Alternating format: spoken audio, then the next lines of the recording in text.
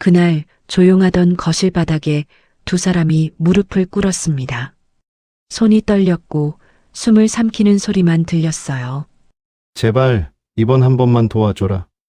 아주 낮은 목소리였지만 그 말은 벼락처럼 가슴을 쳤습니다. 평생 저를 무시하던 사람들이었습니다. 가난하다고 못 배웠다고 아무것도 아니라고 어머니와 함께 살던 작은 집 앞에 서서 우린 너희랑 엮이기 싫다 라며 문을 쾅 닫아버리던 사람들. 그 사람들이 지금 제 앞에서 제 돈이 필요하다며 무릎을 꿇고 있었습니다. 그 순간 저는 생각했어요. 대체 무슨 일이 일어난 걸까? 그리고 왜 하필 지금일까? 정혜진은 올해 58살입니다. 젊은 시절부터 손에 물 마를 날이 없었고 식당 설거지와 시장 배달 일을 전전하며 어머니와 단둘이 살아왔어요. 어머니가 세상을 떠난 뒤에도 혜진은 묵묵히 하루를 채웠습니다. 그 세월이 쌓여 지금은 조그만 식당 두 곳을 운영하는 동네 사람들이 인정하는 성실한 사장님이 되었지요. 하지만 마음 한구석엔 늘 가족에게 받은 상처가 남아 있었습니다. 그 상처는 대부분 사촌 형 박철수와 그의 아내 윤지혜에게서 비롯됐습니다. 혜진이 가장 가난했던 시절 그들은 늘 같은 말만 되풀이했어요. 에이, 쟤는 뭐 되는 게 없어. 어머니랑 둘이서 살면 뭐가 나오겠냐. 장례식 같은 큰일이 생겨도 그들은 슬쩍 얼굴만 비추고 부조금도 제대로 내지 않은 채 떠나곤 했습니다. 혜진의 어머니가 아플 때도 우린 바빠. 가족이긴 해도 각자 먹고 살기 힘들다. 이런 말만 남긴 채 뒷걸음질 쳤어요.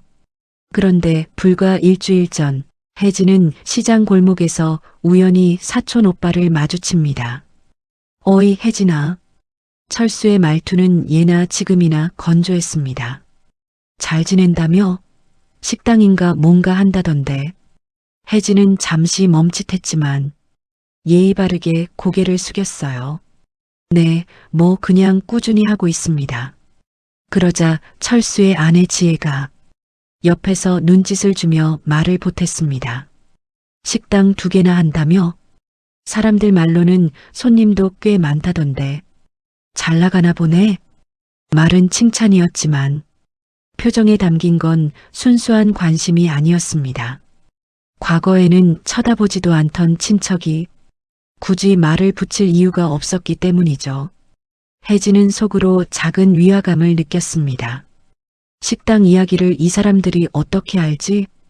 그동안 조용히 장사했기에 이런 소문이 사촌들 귀에까지 들어갈 리 없었거든요. 철수는 잠시 혜진을 위아래로 훑어보더니 무심하게 말했습니다. 그래도 뭐 잘 살면 좋은 거지. 오빠도 건강하세요. 그래. 말끝은 늘 그랬듯 건성이고 그들의 표정에는 어딘가 불편한 기색이 서려 있었어요. 전에는 관심도 없던 사람이 요즘 뭐가 잘 됐다는 소식을 듣고 나서야 슬쩍 다가서는 그 느낌. 혜진은 그 장면을 가볍게 넘기려 했지만 마음속에는 작은 돌멩이 하나가 조용히 떨어져 내려앉는 것 같았습니다. 그로부터 사흘 뒤 혜진이 식당 청소를 마치고 집에 돌아온 늦은 저녁. 문 앞에 두 사람의 그림자가 보였습니다. 철수와 지혜였습니다. 예전처럼 느닷없이 찾아오는 버릇은 여전했지만 오늘은 분위기가 달랐습니다.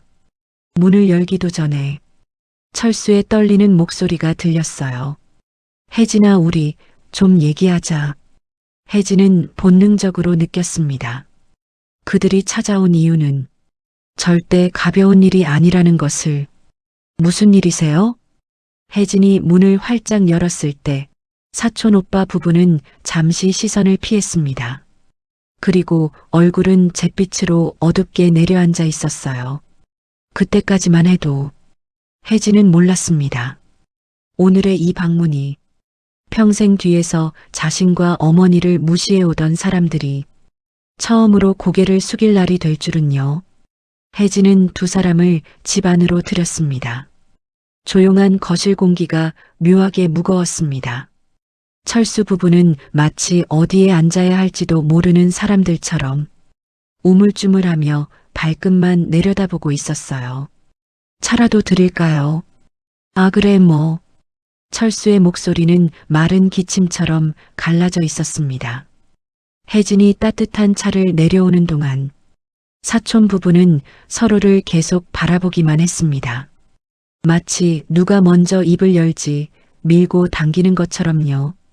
그 어색한 정적이 몇 초씩 길게 늘어질 때마다 혜진의 머릿속에서는 대체 무슨 일이지? 라는 의문이 점점 더 짙어졌습니다. 혜진은 조심스레 찻잔을 내려놓고 자리에 앉았습니다. 그 순간 두 사람의 시선이 동시에 한 곳을 향해 미세하게 흔들렸습니다. 식탁 끝에 놓여있던 두꺼운 갈색 서류 봉투. 혜진이 새로 들여온 상가 계약서와 대출 완납 확인서를 정리해둔 그 봉투였습니다. 혜진은 순간적으로 깨달았습니다. 아, 저 봉투가 눈에 들어왔구나. 그들의 시선은 분명히 재산 이야기를 알고 있다는 기색이었고 그 사실 때문에 더 이상 말을 꺼내지 못하는 것처럼 보였습니다. 그러나 혜진은 먼저 묻지 않았습니다. 그저 차를 한 모금 머금고 기다렸습니다. 평생 무시하던 사람들의 입에서 오늘 어떤 얘기가 흘러나올지 궁금했거든요. 한참이 흐른 뒤 철수가 결국 입술을 떨며 말문을 열었습니다. 혜진아, 너 요즘 잘 지낸다며. 식당도 잘 돌아가고 뭐 건물도 하나 샀다더라. 그 말에 혜진의 시선이 미묘하게 흔들렸습니다. 건물 이야기는 극소수 사람만 알고 있었습니다. 심지어 가족이라고 불릴 사람들에게조차 굳이 알릴 필요가 없기에 말한 적도 없었습니다. 그걸 어디서 들으셨어요? 철수는 시선을 피하며 손가락으로 테이블을 톡톡 두드렸습니다. 지혜가 대신 말했습니다. 동네 사람들이 다 말하더라고. 내가 요즘 잘 나간다. 장사도 잘한다. 건물 하나 챙겼다. 뭐 그런 얘기. 그녀의 말투는 가볍게 들렸지만 그 안에 숨겨진 욕심 같은 것이 느껴졌습니다. 그동안 자신들에게 아무 관심 없던 가난한 친척이 어느 순간 잘 된다는 소문이 돌자 갑자기 찾아온 이유가 명확해 보였어요. 혜진은 차분하게 대답했습니다. 뭐 제가 할 만큼 했을 뿐입니다. 하지만 속으로는 계속 걸렸습니다. 소문이 났다? 그 정도로 내가 눈에 띄는 사람이었나? 식당은 조용히 성실히 운영해왔고 번 돈도 말없이 모아왔습니다. 눈에 띌 이유가 없었어요. 그런데 갑자기 건물했다는 이야기가 돌 정도라면 누군가 의도적으로 흘렸다는 의심도 들었습니다. 혜진은 그 의문을 조용히 지켜보며 사촌 부부의 표정을 살폈습니다. 그들의 눈빛에는 당장이라도 봉투를 집어들고 싶다는 조급함이 안간힘으로 눌린 채 비어 있었습니다. 혜진은 속으로 중얼거렸습니다. 이 사람들 단순히 돈을 좀 빌리러 온 건 아니구나. 뭔가 더 큰 게 있구나. 그런데 하필 그때 지혜가 서류 봉투를 힐끔 보며 말했습니다. 혜진아, 너 그거 계약서 같은 거야? 혜진은 봉투를 조용히 들어 손에 올렸습니다. 네, 제가 갖고 있는 서류들이에요. 지혜는 괜히 헛기침을 하며 시선을 돌렸고 철수는 애써 아무렇지 않은 척 찻잔을 만지작거렸습니다. 그 어설픈 연기가 혜진에게는 오히려 더 선명한 단서가 되었습니다. 그래, 맞다. 이 사람들이 내 돈을 노리고 왔구나. 혜진은 그제야 오늘 둘이 온 목적이 그저 가족끼리 안부 인사 같은 게 아니라는 확신을 가지게 되었습니다. 그리고 동시에 알았습니다. 지금부터 이어질 이야기가 분명히 평소와는 다른 아주 큰 파국의 전조라는 것을. 차가 반쯤 식어갈 무렵 철수가 드디어 본론으로 들어가려는 듯 입술을 몇 번이나 달싹였습니다. 하지만 말은 쉽게 나오지 않았습니다. 혜진은 조용히 기다렸습니다. 평생 자신을 무시하던 사람들이 오늘은 왜 이렇게 힘들게 말을 꺼내려 하는지 그 이유를 듣기 전까지는 함부로 끼어들 필요가 없었어요. 잠시 후 철수가 고개를 떨군 채 말했습니다. 우리 큰일 났다. 이번엔 정말 끝장일지도 모르겠다. 혜진은 찻잔을 내려놓았습니다. 이젠 피할 수 없는 순간이 온 거였죠. 무슨 일이신데요? 철수는 마치 오래 묵힌 독한 약을 한꺼번에 들이키듯 말을 쏟아냈습니다. 사업이 완전히 망했어. 투자도 다 날아갔고, 은행에선 압류 통보 날아오고, 지금 살고 있는 집도 경매 들어갔다. 말할수록 그의 목소리는 작아지고 떨리고 점점 초라해졌습니다. 하지만 혜진은 동정하지 않았어요. 그는 너무 잘 알고 있었습니다. 이 사촌 형이 어려운 사람에게 등을 돌릴 때 얼마나 잔혹해지는지를 지혜가 옆에서 말을 이어받았습니다. 애들 학비도 밀렸어. 이번 달 카드값도 못 냈고, 솔직히 말해서 당장 쓸 돈이 없어. 그녀의 목소리는 안쓰럽게 들렸지만 혜진은 그 속에서 익숙한 뉘앙스를 느꼈습니다. 아, 이 사람들 결국은. 철수는 숨을 크게 들이쉬고 말했습니다. 혜진아, 우리 좀 도와줘. 너 요즘 잘 나간다며. 식당에서도 돈 꽤 벌었다던데. 그 건물도 있다며. 그는 말끝을 흐리며 혜진을 바라봤습니다. 하지만 그 눈빛에는 부탁의 절실함보다 당연히 도와줘야 하지 않겠냐는 자기 중심적인 당위감이 먼저 비쳐 있었어요. 혜진은 차분히 물었습니다. 얼마가 필요하신데요? 지혜는 즉시 대답했습니다. 작게는 안 돼. 일단 빚 정리하려면 5천은 있어야 해. 5천. 그 숫자는 순간적으로 집안 공기를 무겁게 눌러버렸습니다. 혜진은 눈을 깜빡였습니다. 5천만 원이라니. 가족 행사 때 몇만 원도 아까워하던 사람들이 자신에게 던지기엔 너무나 뻔뻔한 금액이었습니다. 철수는 재빨리 덧붙였습니다. 아니, 뭐 내가 힘들면 건물만 잠시 담보로 쓰자. 우리가 금방 갚아. 진짜야. 한두 달이면 돼. 건물.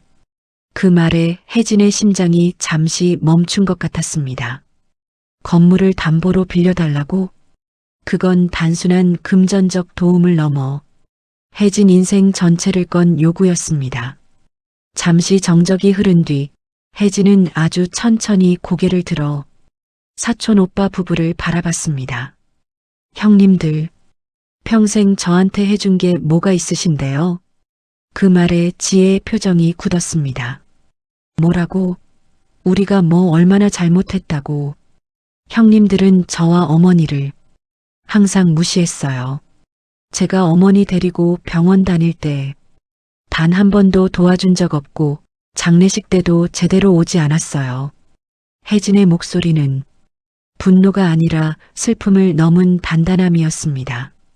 철수는 당황한 듯 손사래를 쳤습니다. 아니, 옛날 일이잖아. 그땐 우리도 사정이. 그러면 지금은요? 지금은 왜 저한테 오셨어요? 왜 다른 형제들, 다른 친척들 말고 저한테 오셨어요? 혜진의 물음에 둘은 동시에 멈춰 섰습니다. 침묵은 그 질문의 답을 이미 말해주고 있었습니다. 지금 가장 잘 나가는 사람, 지금 가장 돈이 있는 사람, 가족 중에서 유일하게 빌릴 수 있는 사람, 그게 혜진이었기 때문이죠. 지혜는 결국 참지 못하고 억울한 듯 목소리를 높였습니다. 가족끼리 이런 정도도 못 도와주면 어떻게 해? 가족? 그 말은 혜진의 가슴을 뜨겁게 달아오르게 했습니다. 평생 가족이라는 핑계로 나를 외면했으면서 이럴 때만 가족이라고? 혜진은 아주 조용히 그러나 단단하게 대답했습니다. 형님들, 지금 저한테 원하시는 게 정말 도움인가요? 아니면 제 인생을 담보로 맡기라는 건가요? 그 순간 철수 부부의 얼굴이 완전히 굳어버렸습니다. 거실 공기가 단단한 벽처럼 굳어버린 순간이었죠. 철수 부부의 표정은 혜진의 마지막 질문 이후로 서서히 일그러져 갔습니다. 잠시 전까지 겨우 억누르고 있던 체면이 순식간에 벗겨져 드러나는 듯 했어요. 혜진은 아무 말도 하지 않은 채 두 사람의 반응을 조용히 바라보았습니다. 지혜가 먼저 입을 열었습니다. 아니, 도대체 우리가 뭘 그렇게 잘못했길래 이렇게 매정하게 나오는 건데? 그 말은 마치 혜진이 도움을 거절하는 것이 비정하고 차갑다는 듯 들렸습니다. 하지만 혜진은 잘 알고 있었어요. 이 말의 바닥에는 넌 원래 그 정도로 살던 애잖아. 내가 잘 됐다면 도와야지. 라는 오래된 멸시가 흐르고 있다는 것을 혜진은 차분히 말했습니다. 오빠, 제가 매정하게 구는 게 아니에요. 저한테도 지켜야 할 삶이 있습니다. 그러자 철수가 갑자기 손바닥으로 테이블을 딱 하고 쳤습니다. 찻잔이 흔들리며 소리 없이 진동했습니다. 아니, 가족끼리 이 정도도 못 도와준다고? 내가 지금 좀 벌었다고 우릴 내려다보는 거야? 혜진은 고개를 저었습니다. 내려다보는 게 아니라 제가 지켜야 할 게 많아서 그렇습니다. 그때 지혜가 비웃듯 코를 훌쩍이며 말했습니다. 뭘 지켜? 내가 가진 게 뭐 얼마나 된다고. 건물 하나 있다고 갑자기 귀한 사람이 된 줄 아나 봐? 혜진의 가슴 깊은 곳에서 작은 균열이 일어났습니다. 그들의 말투는 예나 지금이나 그대로였어요. 평생을 무시하던 버릇, 상대를 깎아내리고 자기 사정을 떠밀며 거꾸로 상대가 미안해야 할 사람인 것처럼 만들던 그 태도. 그러나 진짜 위기는 지금부터 슬금슬금 모습을 드러내기 시작했습니다. 철수가 목을 가다듬고 말했습니다. 사실 우리가 빚진 곳이 은행만 있는 게 아니다. 혜진의 손이 잠시 멈췄습니다. 방금 전까지만 해도 단순한 금융 문제라고 생각했어요. 하지만 은행만이 아니다라는 말은 더 복잡하고 위험한 문제를 의미했습니다. 무슨 뜻이에요? 혜진의 목소리가 조금 낮아졌습니다.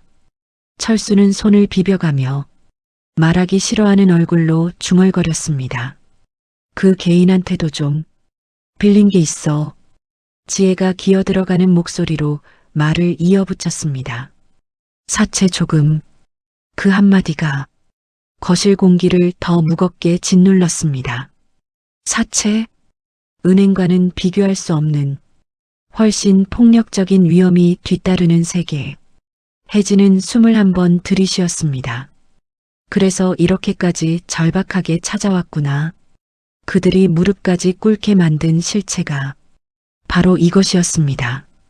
철수가 혜진을 올려다보며 말했습니다. 진짜 큰일 나게 생겼다.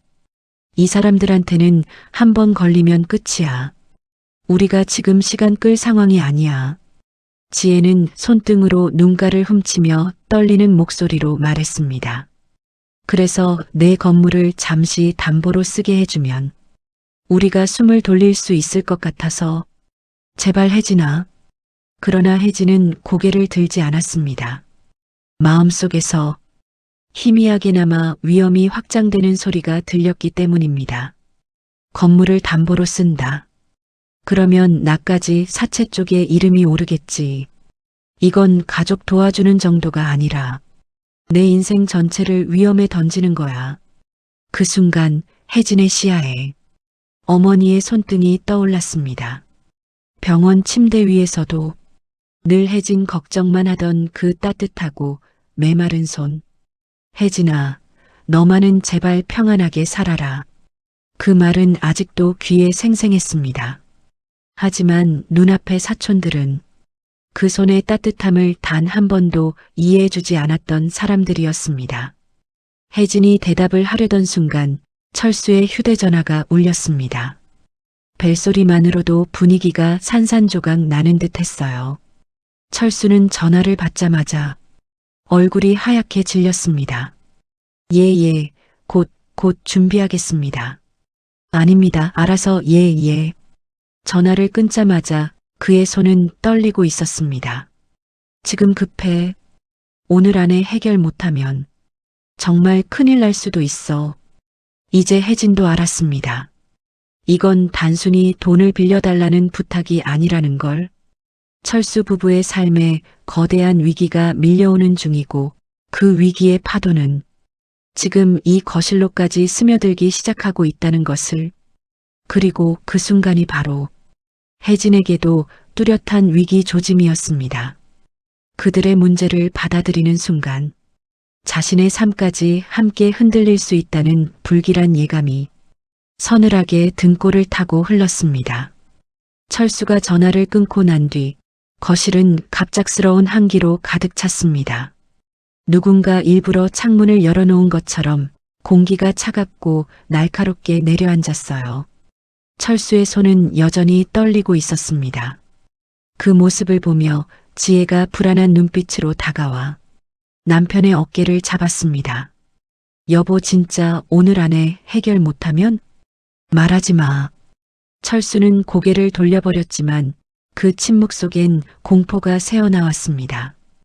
혜진은 조용히 두 사람을 바라봤습니다. 그리고 분명히 깨달았습니다. 이 사람들 이미 한참 전에 무너져 있었구나. 지금은 단지 구할 누군가를 찾고 있을 뿐이구나. 하지만 그들이 손을 내민 대상이 바로 자신이라는 점이 혜진을 더욱 불편하게 만들었습니다. 혜진은 천천히 입을 열었습니다. 형님들, 제가 도울 수 있는 일이 아닌 것 같아요. 그 말이 떨어지자마자 지혜의 얼굴이 벌겋게 달아올랐습니다. 뭐라고? 아니, 내가 지금 이 상황을 보고도 그런 말을 할 수가 있어? 형님들 사정이 안타깝지 말란 법은 없지만 안타깝지 말란 법? 그럼 도와줘야 되는 거 아니야? 지혜는 거의 고함을 지르다시피 했습니다. 혜진은 차분하게 고개를 저었습니다. 그렇게 단순한 문제가 아니잖아요. 사채까지 얽혀 있으면 저까지 위험할 수 있습니다. 그러자 철수가 갑자기 의자를 밀치며 일어섰습니다. 혜진아, 우리가 언제 너한테 이런 부탁을 했다고 그래. 평생 한 번도 의지해 본 적 없잖아. 이번 한 번이야, 한 번. 그것도 못 들어줘? 혜진의 표정이 굳었습니다. 평생 날 무시하던 사람들이 오늘만큼은 평생 도움을 준 사람들처럼 말하고 있다. 혜진은 천천히 시선을 들었습니다. 그 눈빛은 흔들림도 미안함도 없었습니다. 그저 단단한 결심만이 자리 잡고 있었죠. 형님들, 제가 형님들을 도와달라고 부탁한 적 있었나요? 아니죠. 저는 항상 제 힘으로 살았어요. 어머니 돌아가실 때도, 장례 치를 때도 형님들은 도와주지 않았습니다. 그 말에 지혜가 되받아쳤습니다. 그게 지금 여기서 무슨 상관인데? 옛날 얘기 끄집어내서 뭐 하려고 그래. 그 옛날 얘기 때문에 지금 이 부탁을 들어줄 이유도 없는 거예요. 철수는 결국 참지 못하고 마치 오래된 분노가 터져나오듯 소리쳤습니다. 그래, 인정한다. 우리가 그땐 잘못했다. 근데 지금은 상황이 다르잖아. 지금은 우리가 죽을 수도 있는 상황이라고. 혜진은 잠시 숨을 들이쉬었습니다. 그리고 조용히 말했습니다. 형님들, 제가 도와드리면 그 사채업자들이 다음엔 누구 찾을까요? 형님들 아니에요. 건물 담보 맡긴 저를 찾아올 겁니다. 철수의 입이 굳었습니다. 지혜는 얼굴을 감싸쥐고 고개를 흔들었습니다. 혜진아, 너는 우리가 이렇게까지 부탁하는데 정말 한 푼도 못 준다는 거야? 네, 못 드려요. 그 한마디가 방 안의 모든 공기를 꽉 조여버렸습니다. 철수는 무언가를 부수고 싶어 하는 듯 주먹을 덜덜 떨었습니다. 내가 그렇게 나쁜 앤 줄 몰랐다. 돈 좀 있다고 가족한테까지 이러는구나. 혜진의 눈빛이 차갑게 가라앉았습니다. 그는 조용히 그러나 깊이 있는 목소리로 말했습니다. 형님들이 저에게 해준 게 딱 그 말이었어요.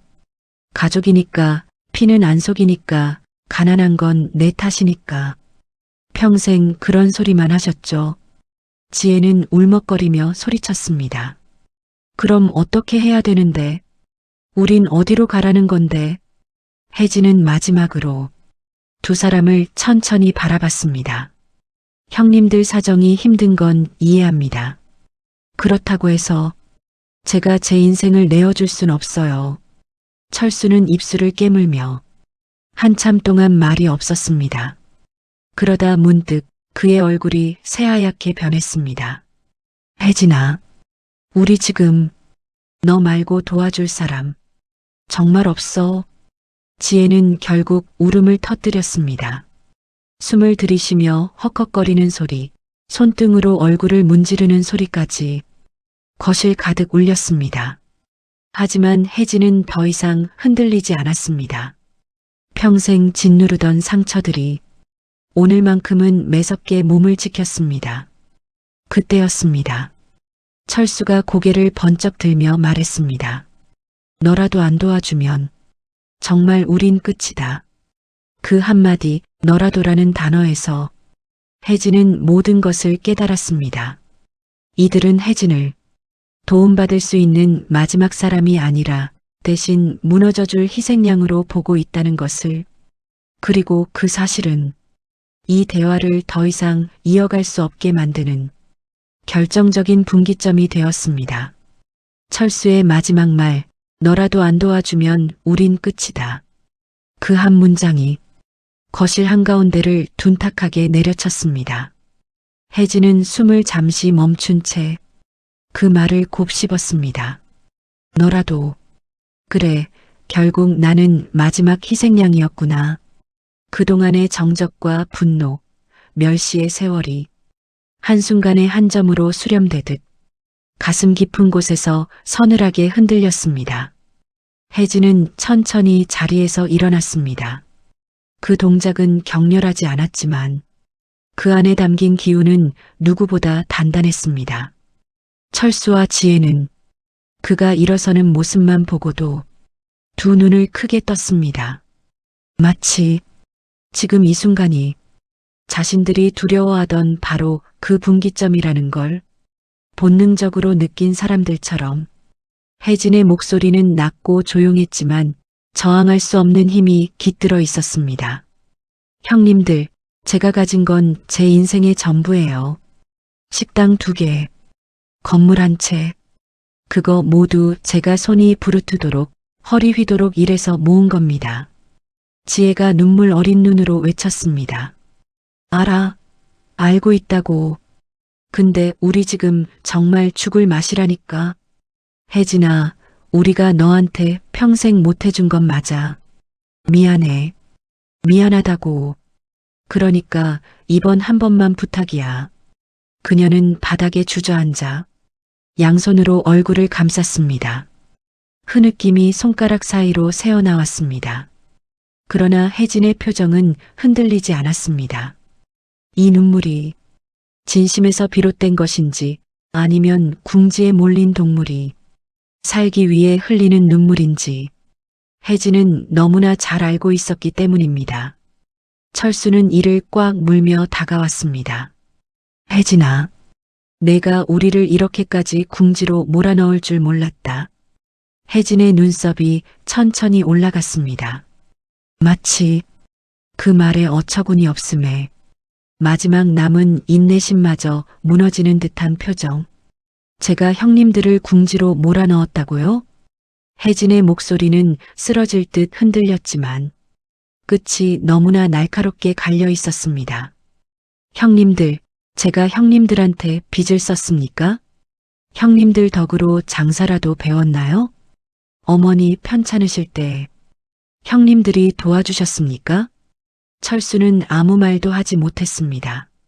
그의 목이 불쑥불쑥 움직였지만 어떤 말도 입 밖으로 나오지 않았습니다. 제가 그때 얼마나 힘들었는지 형님들은 알지도 못하죠. 그때는 가족이 아니라 이웃 아줌마들이 도와줬어요. 형님들은 단 한 번도 제 편이 아니었어요. 지혜는 흐느끼던 손을 떼고 혜진을 바라보며 말했습니다. 그래도 우린 피가 섞인 가족이잖아. 피는 못 속여. 그 순간 혜진의 안에 쌓여있던 무언가가 완전히 무너져 내렸습니다. 피? 그 한마디에 담긴 쓸쓸한 웃음이 오히려 더 서늘하게 느껴졌습니다. 피는 못 속여서 가난할 때는 문전박대하고 어머니가 병원에 누워 계실 땐 연락해서 우리 일이 아니다라고 했나요? 철수의 얼굴이 급격히 창백해졌습니다. 혜진은 더 이상 참을 수 없었습니다. 마음 깊은 곳에서 억눌러왔던 감정이 폭발하듯 터져 나왔습니다. 형님들, 저는 지금까지 그 모든 무시와 멸시를 참고 살았어요. 하지만 오늘까지는 아닙니다. 철수가 더는 버티지 못하고 무릎을 꿇었습니다. 혜진아, 제발. 우리 정말 끝이야. 정말 도와줘라. 너밖에 없어. 그 절망적인 무릎 꿇음이 거실 바닥에 툭 하고 떨어졌습니다. 지혜도 따라 무릎을 꿇었습니다. 그러나 혜진의 얼굴은 단 한 점 흔들림 없이 말했습니다. 형님들, 저는 이제 누구의 희생양이 되지 않을 겁니다. 그 말은 칼날 같았지만 동시에 숙명처럼 느껴지는 혜진의 선언이었습니다. 두 사람의 울음과 체념, 절망이 뒤섞인 공간 속에서 혜진은 마지막으로 눈을 천천히 감았다 뜨며 말했습니다. 제가 바닥에서 올라오는 동안 형님들은 한 번도 제 손을 잡아주지 않았어요. 이제 와서 제 인생을 통째로 걸라 하시면 그건 너무 잔인한 부탁입니다. 그 말이 떨어지는 순간 거실의 공기가 무너져 내리는 듯 무겁고 깊은 정적이 찾아왔습니다. 절정의 파도처럼 모든 감정이 한꺼번에 솟아올랐다가 조용히 가라앉는 순간이었죠. 무거운 정적이 가라앉은 거실 안에서 철수와 지혜는 여전히 무릎을 꿇은 채 울고 있었고 혜진은 그 모습을 담담하게 바라보고 있었습니다. 울음과 한숨, 떨리는 숨소리가 뒤섞이며 공간은 한순간도 편안하지 않았습니다. 그러나 이제 혜진이 말해야 할 진짜 이야기가 남아 있었습니다. 그는 깊게 숨을 들이마시고 조용히 입을 열었습니다.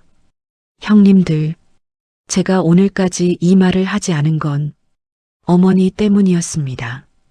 그 한 문장에 철수의 눈물이 멈췄습니다.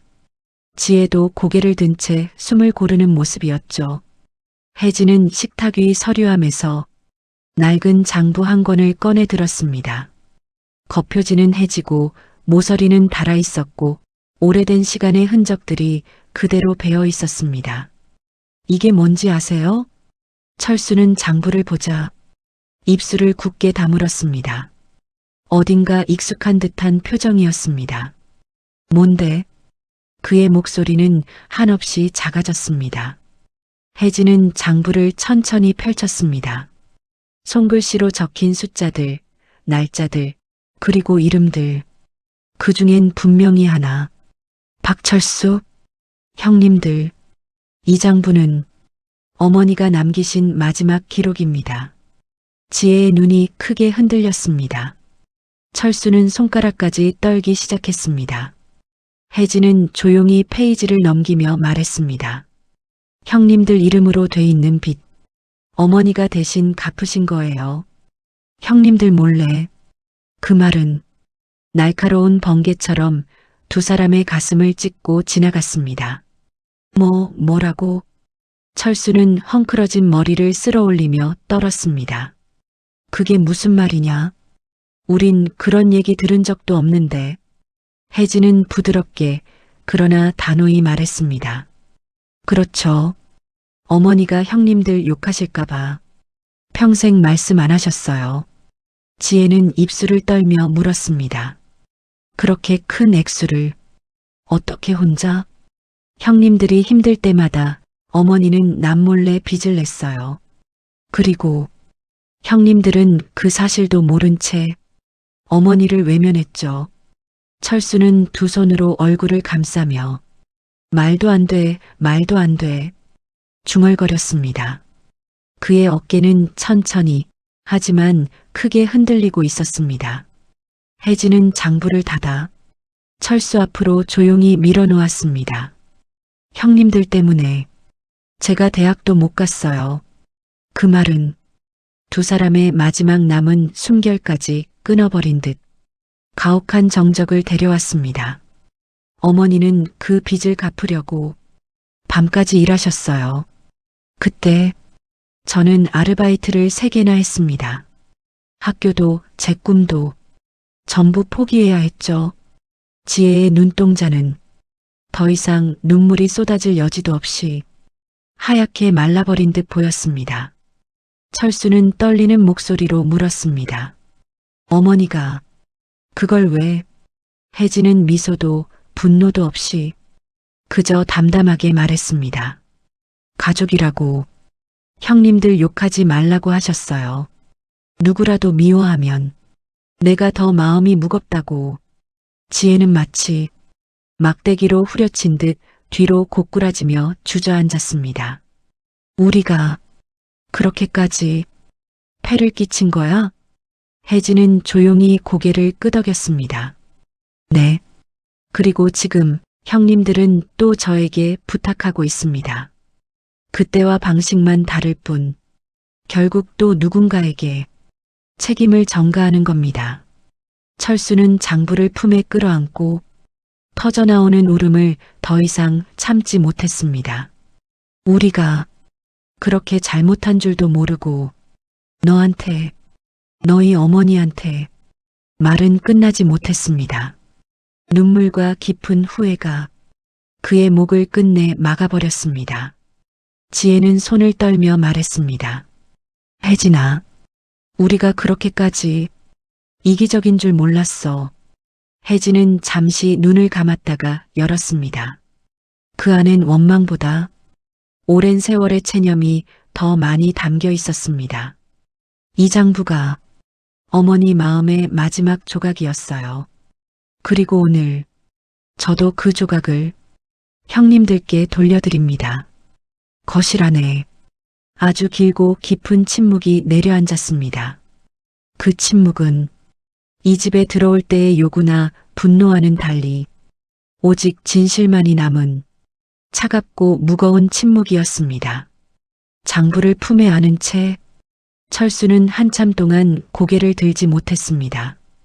거실 바닥에 떨어지는 그의 눈물 소리는 마치 오래된 방울이 깨지는 소리처럼 서늘하고도 조용하게 울려 퍼졌습니다.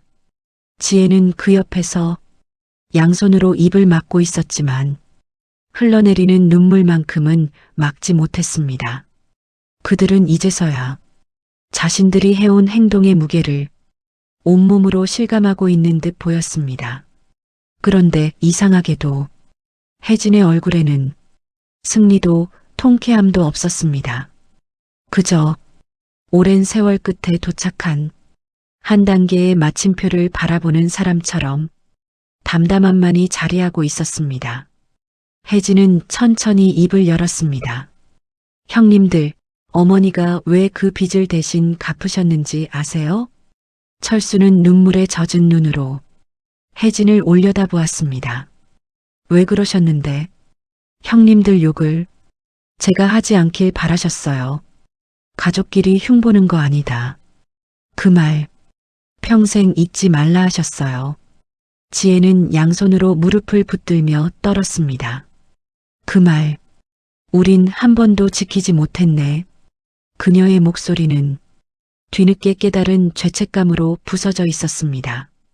혜진은 천천히 고개를 돌려 장부를 가리켰습니다. 어머니는 형님들을 미워하지 않으셨어요. 하지만 저는 그럴 수 없었습니다. 어머니가 돌아가신 날 병원비 수납 창구 앞에서 저 혼자 카드 긁고 있을 때 형님들의 전화는 한 통도 오지 않았으니까요. 그 말에 철수의 어깨가 크게 흔들렸습니다. 숨조차 턱 막히는 듯 했습니다. 그땐 우리가 미쳤던 거야. 너무 바빠서 그랬던 것도 있고. 바빠서요? 혜진은 쓸쓸히 웃었습니다. 어머니 떠나시는 날도요? 철수는 더 말하지 못했습니다. 지혜는 결국 엎드리듯 고개를 숙이며 조용히 눈물을 쏟았습니다. 그때 혜진은 지금껏 한 번도 하지 않았던 중요한 말을 했습니다. 형님들은 도움을 받아야 하는 사람이 아니었어요. 책임을 져야 했던 사람입니다. 그 말은 단순한 꾸지람이 아니라 오랜 세월 속에 감춰져 있던 진짜 진실이었습니다. 철수는 손등으로 눈물을 닦으며 떨리는 목소리로 말했습니다. 그럼 우린 이제 어떻게 해야 하냐? 어떻게 이걸 갚아? 혜진은 장부를 가리키며 말했습니다. 그건 형님들 몫이에요. 어머니가 대신 갚으신 빚. 이제는 형님들이 갚아야 할 차례입니다. 지혜는 믿기지 않는 듯 되물었습니다. 우리가 이걸 갚으라고? 네. 혜진은 단호하게 고개를 끄덕였습니다. 이제 형님들이 어머니께 진 빚을 갚아야 합니다. 철수는 장부를 꼭 끌어안으며 터져나오는 울음을 꾹꾹 눌렀습니다. 혜진아, 정말 미안하다. 우리가 너희 어머니한테, 너한테 평생 빚만 주고 그 후회와 절망이 거실 구석구석을 적시는 듯 했습니다. 그러나 혜진은 그 울음 속에서조차 책임을 회피하려는 기색이 단 한 줄기라도 남아있는지 차갑게 지켜보고 있었습니다. 지금부터는 선과 악이 명확히 갈라지는 순간이었기 때문입니다. 혜진은 조용히 말했다. 형님들은 지금까지 어머니를 당연히 희생하는 사람으로 만들었어요. 그리고 이제 저까지 그 희생을 이어가길 바라시는 거죠. 철수와 지혜는 아무 말도 하지 못했습니다. 그들은 드디어 혜진의 말 속에서 자신들의 욕심과 이기심이 그동안 어떤 그림자를 만들었는지 정확히 마주하고 있었기 때문입니다. 그리고 혜진은 마지막으로 천천히 고개를 숙였습니다. 그 눈빛에는 어떤 미움도 없으면서도 단단한 결연함이 있었습니다. 이제는 제가 선을 그을 때입니다. 그 말은 마치 두세 개를 갈라놓는 듯한 완벽한 경계선이었습니다. 지금까지 이어져 온 일방적인 착취와 멸시의 관계는 이 말과 함께 명백히 종료되었습니다. 철수 부부는 그 선 너머에 남겨진 사람들이 되었고 혜진은 그 선 앞에서 더 이상 흔들리지 않는 사람이 되었습니다. 철수와 지혜는 장부를 품에 안은 채 한참 동안 말을 잃고 있었습니다. 두 사람의 울음은 점점 잦아들고 대신 깊은 후회와 허탈감만이 주저앉은 어깨 위에 오래도록 남아 있었습니다. 혜진은 조용히 그 모습을 바라보았습니다. 지금의 그들은 도움을 강요하던 사람이 아니라 자신들이 쏟아부은 상처를 뒤늦게 마주한 사람들 같았습니다.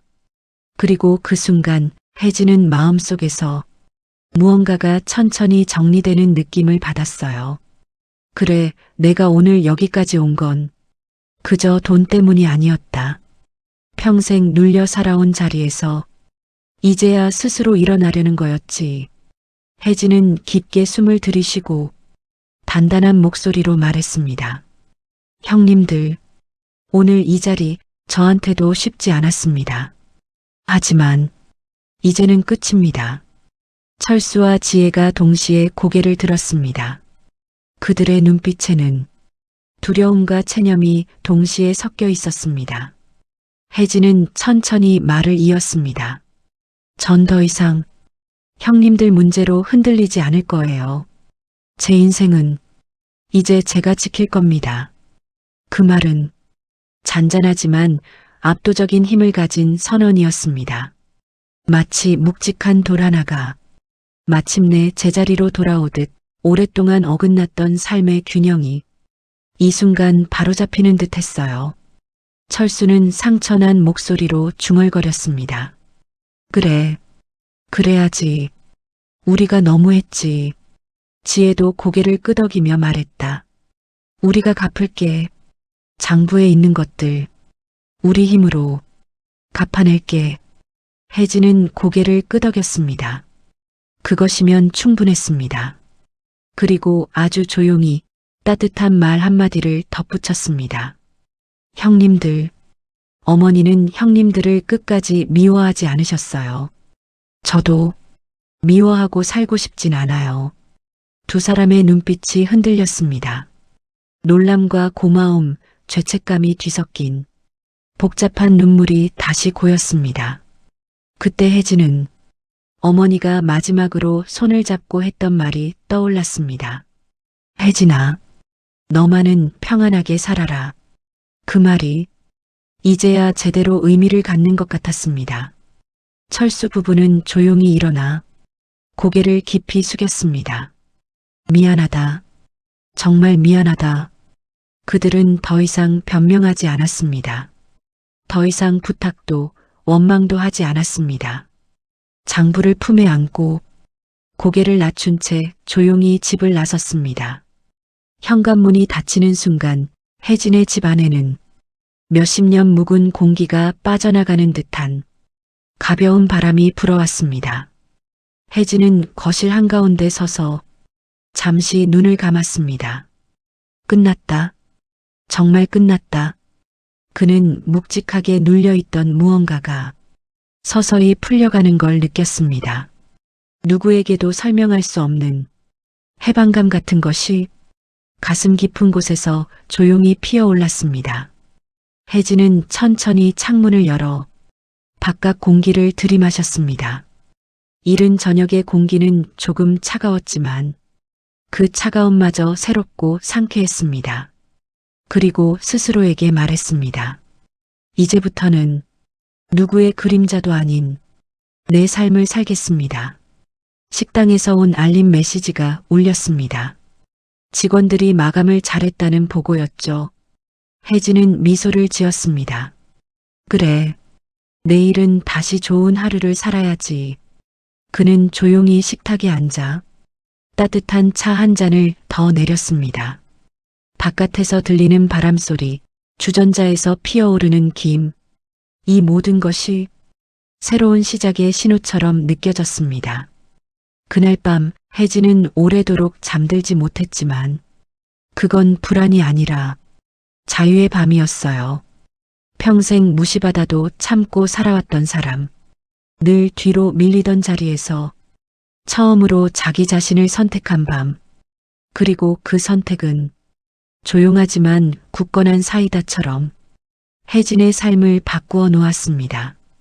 이제 그는 누구의 희생양도 아니고 누구의 부담도 아닌 온전히 자기 인생의 주인이 되었습니다. 지금까지 함께 해주셔서 감사합니다. 다음엔 더 좋은 이야기로 찾아뵙겠습니다.